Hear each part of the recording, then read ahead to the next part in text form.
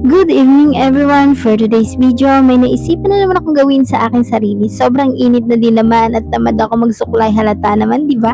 Sobrang ganit ng aking buhok. Babasain ko rin yan para pantay-pantay kapag itinali na yung tigkabila kong buhok. Pagkatapos kong basain, itatali ko yung kabila, yung isa at papantayin ko para pantay ang pagkagupit at maganda ang resulta ng paggupit sa aking buhok. Oh, gulat ka no? Ang ganda ng pagkaputol at pantay.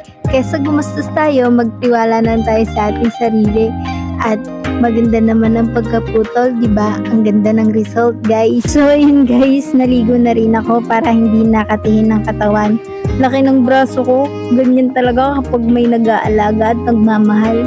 Sige, patutuyin ko muna to. Tara! Napakaganda ng result guys. Hindi ko na kailangan gumastos. Nag-DIY lang ako sa sarili ko. Diba? Ang ganda ng result guys. Kaya kapag ayaw mong gumastos, mag-DIY ka na lang sa sarili mong buhok.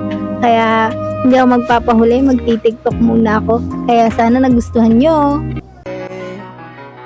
Ikaw ang Diyos, Diyos, Diyos na. Ang Diyos, Diyos, Diyos na. Ang Diyos, Diyos, Diyos na.